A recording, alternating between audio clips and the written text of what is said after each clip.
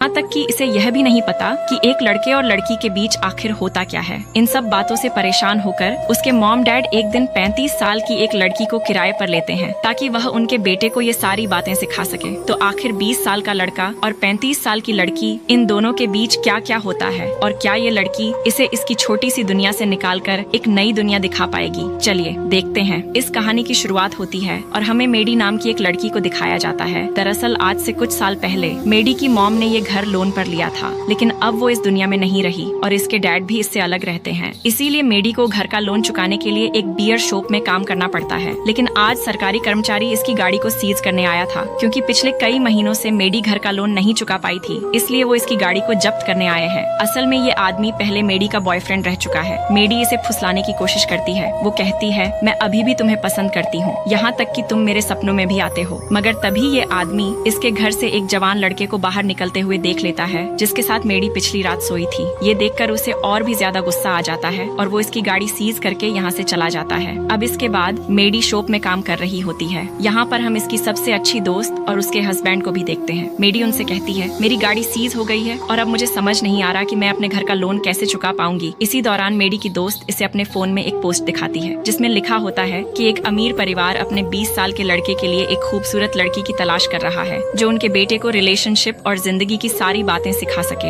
इसके बदले उस लड़की को पूरे 25 लाख रुपए दिए जाएंगे। लेकिन पोस्ट में साफ लिखा था कि उन्हें सिर्फ 20 से 25 साल की लड़की चाहिए, जबकि मेडी की उम्र लगभग 35 साल होती है। मगर फिर भी मेडी ये काम करने का फैसला करती है, क्योंकि उसे किसी भी हालत में अपने घर का लोन चुकाना था। अगले दिन मेडी उस पते पर पहुंच जाती है, जहां उसकी मुलाकात एक बूढ़े कपल से होती है, जिन्होंने वो पोस्ट डाली थी। वे लोग बताते हैं कि हमारा बेटा 20 साल का हो गया है, लेकिन अभी तक बहुत शर्मीला है। पूरा दिन बस घर में रहता है और वीडियो गेम खेलता रहता है। न उसके दोस्त हैं, न वो पार्टी वगैरह में जाता है। यहाँ तक कि आज तक उसकी कोई गर्लफ्रेंड भी नहीं बनी। फिर वे चिंता भरे चेहरे के साथ कहते हैं, हमें समझ नहीं आता कि शादी के बाद वो ये सब कैसे संभालेगा। इसीलिए वे चाहते हैं कि मेडी उनके बेटे को डेट करे, उसके साथ रिलेशन में आए, ताकि यूनिवर्सिटी जाने से पहले वो जिंदगी की ये सारी बातें सीख जाए। उन्हें डर था कि अगर उनका बेटा कॉलेज जाने से पहले ये सब नहीं समझ पाया तो उसकी पर्सनल लाइफ पर बहुत बुरा असर पड़ सकता है। हालांकि उन्हें 25 साल की लड़की चाहिए थी, लेकिन मेडी आत्मविश्वास के साथ कहती है, तुम लोग फिक्र मत करो,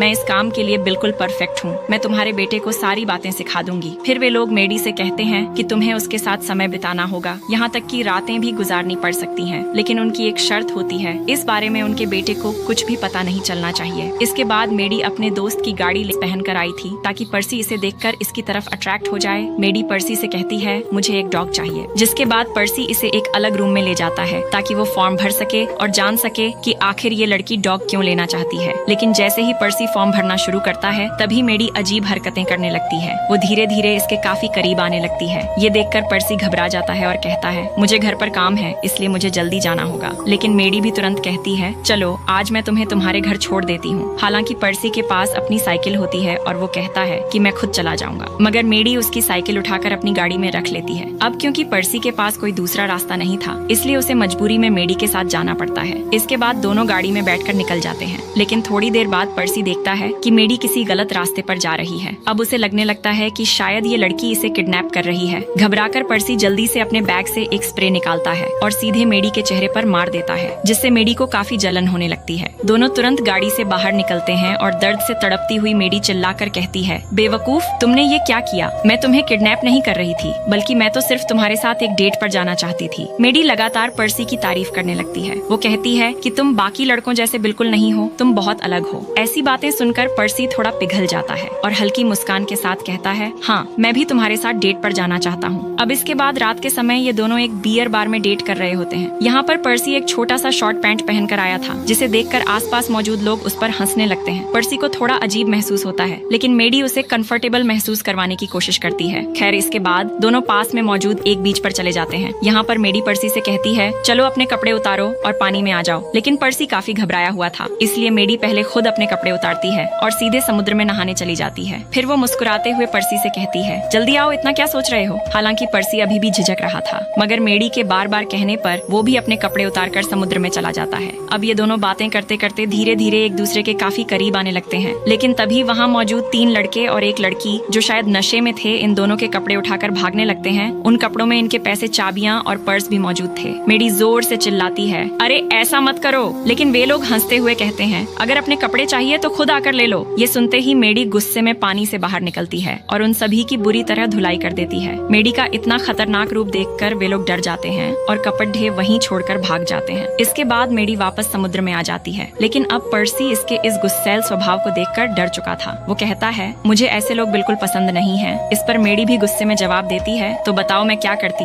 अगर वो हमारे कपड़े डीढ़े ले जाते तो हम बिना कपड़ों के घर कैसे जाते? खैर, इसके बाद मेडी फिर से इसके करीब आने की कोशिश करती है, लेकिन अब पर्सी पूरी तरह डर चुका था और धीरे से इससे दूर हट जाता है। ये देखकर मेडी को काफी गुस्सा आ जाता है। वो तुरंत पानी से बाहर निकलती है, अपने कपड़े पहनती है और जाकर गाड़ी में बैठ जाती है। मेडी को नाराज देखकर पर्सी उससे माफी मांगने लगता है। खैर, इसके बाद मेडी पर्सी को अपने घर लेकर आती है। यहाँ आकर वो पर्सी के करीब आने के लिए अजीब अजीब हरकतें करने लगती है। यहाँ तक कि वो इसके सामने डांस भी करती है ताकि पर्सी के अंदर का सोया हुआ शैतान जाग जाए। लेकिन इतना सब करने के बावजूद भी पर्सी इसके पास नहीं आता। अब मेडी पूरी तरह परेशान हो जाती है। उसे समझ नहीं आता कि आखिर ये किस तरह का लड़का है। असल में मेडी चाहती थी कि उसने जो डील की है वो जल्दी पूरी हो जाए ताकि उसे उसके पैसे मिल जाएं और वो अपने घर का लोन चुका सके। लेकिन दूसरी तरफ पर्सी ऐसा लड़का नहीं था। वो चाहता था कि पहले वो मेडी को अच्छे से समझे, जान पहचान बढ़ाए और उसके बाद ही उसके करीब आए। इसी दौरान मेडी पर्सी की पीठ को देखती है जो पूरी लाल पड़ी हुई थी। ये देखकर वो घबरा जाती है और पूछती है, ये क्या हुआ तुम्हारी पीठ को? इस पर पर्सी जवाब देता है, अक्सर जब मैं बहुत ज्यादा घबराता हूँ तब ऐसा हो जाता है। इसके बाद मेडी बड़े प्यार से इसकी पीठ पर लोशन लगाने लगती है। तभी पर्सी भावुक होकर कहता है, तुम्हारे आने से पहले मैं पूरा दिन बस अपने कमरे में बंद रहता था क्योंकि बाहर लोग मेरा मजाक उड़ाते थे। यहाँ तक कि मुझे लड़कियों से बात करने में भी डर लगता था। फिर वो हल्की मुस्कान के साथ कहता है, लेकिन जब से तुम मेरी जिंदगी में आई हो मुझ में कहीं ना कहीं बदलाव आने लगे हैं। मेडी भी उसे अपने बारे में बताती है। धीरे धीरे इन दोनों के बीच एक अच्छा कनेक्शन बनने लगता है। दोनों साथ घूमते हैं, हंसते हैं, मजाक करते हैं और काफी अच्छा समय बिताने लगते हैं। अब पर्सी धीरे धीरे अपनी छोटी सी दुनिया से बाहर निकलने लगा था। एक दिन ये दोनों एक रेस्टोरेंट में जाते हैं जहाँ मेडी के कहने पर पर्सी पियानो बजाता है और उसका पियानो इतना शानदार होता है कि वहाँ मौजूद सभी लोग बस उसे सुनते ही रह जाते हैं। मेडी हैरानी से पूछती है, तुमने इतना अच्छा पियानो बजाना कहाँ से सीखा? इस पर पर्सी जवाब देता है, मैं पूरा दिन कमरे में पड़ा रहता था तो बस ऐसे ही चीजों में खुद को बिजी रखता था। इसी दौरान वहाँ पर पर्सी की एक पुरानी स्कूल फ्रेंड आती है जो उसे एक बैचलर पार्टी में इनवाइट करती है। अब मेडी इन दोनों को बातें करते हुए देखती है और उसे हल्की जलन होने लगती है। तभी मेडी पर्सी से कहती है, मैं कुछ ही दिनों में ये शहर छोड़कर कहीं दूर जाने वाली हूँ। ये सुनते ही पर्सी उदास हो जाता है और कहता है, अगर तुम मुझे छोड़कर चली गई तो मैं फिर से पहले जैसा हो जाऊंगा। लेकिन मेडी उसकी बात को गंभीरता से नहीं लेती, जिससे पर्सी को गुस्सा आ जाता है और वो अपनी स्कूल फ्रेंड की बैचलर पार्टी में जाने का फैसला करता है। मेडी भी उसके पीछे पीछे गाड़ी में जाती है और रास्ते भर उसे मनाने की कोशिश करती रहती है, लेकिन पर्सी उसकी एक भी बात नहीं सुनता। वो ड्राइवर से कहता है, गाड़ी तेज चलाओ। थोड़ी देर बाद ये लोग उस जगह पहुंच जाते हैं जहां पार्टी हो रही थी। पर्सी मेडी को गाड़ी में अकेला छोड़कर खुद अंदर चला जाता है और यहाँ मेडी की काफी बेइज्जती हो जाती। 30 साल के आसपास होती है। इसी वजह से वहाँ मौजूद सभी लोग मेडी का मजाक उड़ाने लगते हैं। कोई इसे आंटी कहता है तो कोई इसे देखकर हंसने लगता है, लेकिन मेडी किसी की बात पर ध्यान नहीं देती। वो बस पर्सी को ढूंढने लगती है और काफी देर तलाश करने के बाद उसे पर्सी उसी लड़की के साथ दिखाई देता है। ये देखकर मेडी को काफी जलन और गुस्सा आता है। हालांकि अभी तक उन दोनों के बीच कुछ भी नहीं हुआ था। इसी दौरान पर्सी की तबीयत खराब होने लगती है क्योंकि उसने लिमिट से ज्यादा ड्रिंक कर ली थी। मेडी तुरंत उसकी मदद करती है और उसे उल्टी करवाती है ताकि उसकी हालत थोड़ी ठीक हो सके। लेकिन तभी वहाँ 2 बड़े लोग आते हैं जो शायद उस पार्टी के ऑनर थे। वे लोग मेडी से कहते हैं, तुम्हें इस पार्टी में आने की अनुमति नहीं है, ये बच्चों की पार्टी है। ये सुनकर मेडी को काफी बुरा लगता है और वो पर्सी को अपने साथ वहाँ से बाहर ले आती है। अब बाहर आने के बाद पर्सी पूरी तरह से मेडी के करीब आने के लिए तैयार हो जाता है, लेकिन इस बार मेडी ही उसे मना कर देती है। वो कहती है, तुम अभी नशे में हो, जब तुम पूरी तरह होश में आ जाओगे तब हम ये सब करेंगे।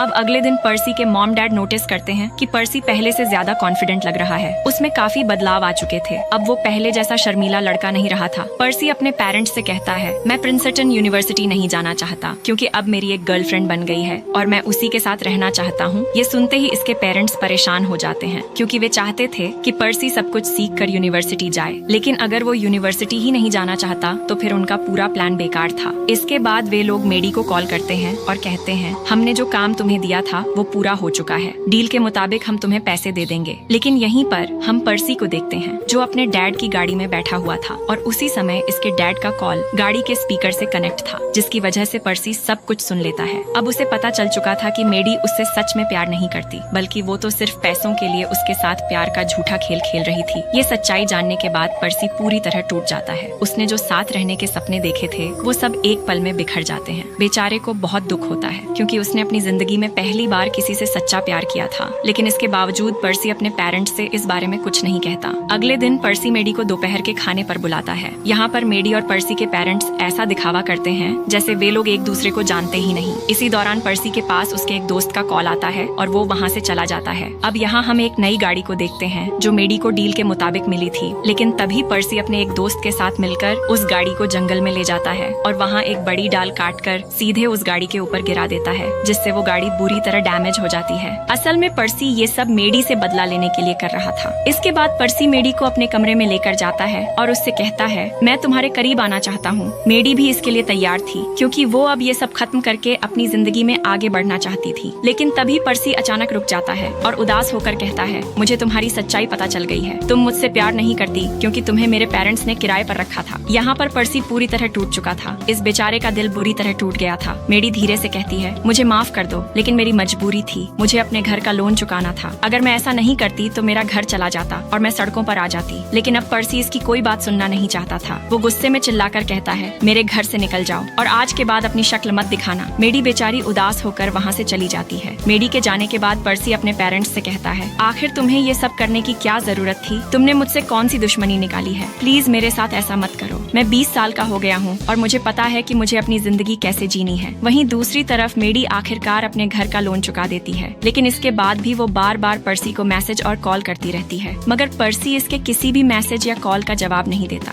बेचारा पर्सी अपने टूटे हुए दिल के साथ फिर से पहले जैसा हो जाता है। पूरा दिन अपने कमरे में बंद रहता है और बस वीडियो गेम खेलता रहता है। अब एक दिन मेडी पर्सी से मिलने उसके घर पहुंचती है, लेकिन यहाँ पर पर्सी घर में मौजूद नहीं था। तब इसके पेरेंट्स मेडी को पर्सी का पता बताते हैं और इसके बाद मेडी तुरंत उस जगह की तरफ निकल जाती है। लेकिन पर्सी अभी तक इससे नाराज था। वो मेडी से ठीक तरह से बात तक नहीं करता, मगर मेडी भी हार मानने वालों में से नहीं थी। वो इसके पीछे पीछे आती है और लगातार इसे मनाने की कोशिश करती रहती है। मेडी भावुक होकर बार बार पर्सी से माफी मांगती है। वो कहती है, मुझे सच में माफ कर दो। मैंने जो कुछ भी किया वो मेरी मजबूरी थी। अब काफी देर तक पर्सी कुछ नहीं बोलता, लेकिन आखिरकार उसका गुस्सा धीरे धीरे शांत हो जाता है और फिर पर्सी मेडी को माफ कर देता है। इसके बाद दोनों भावुक होकर एक दूसरे के गले लग जाते हैं। मेडी फिर पर्सी से कहती है, मैं ये शहर छोड़कर कैलिफोर्निया जा रही हूँ। ये सुनकर पर्सी को भी थोड़ी खुशी होती है क्योंकि अब दोनों अपनी अपनी जिंदगी में आगे बढ़ने वाले थे। इसके बाद पर्सी प्रिंसटन यूनिवर्सिटी जाने के लिए अपना बैग पैक करता है और जाने से पहले वो अपने मॉम डैड के गले मिलता है। यानी अब सब कुछ पहले से काफी बेहतर हो चुका था। जैसे ही पर्सी घर से बाहर निकलता है तो देखता है कि बाहर मेडी अपनी गाड़ी के साथ खड़ी होती है। मेडी मुस्कुराते हुए कहती है, मैं कैलिफोर्निया जा रही हूँ तो सोचा तुम्हें रास्ते में तुम्हारी यूनिवर्सिटी छोड़ दूं। इसके बाद दोनों एक साथ गाड़ी में बैठते हैं और फिर अपनी नई जिंदगी की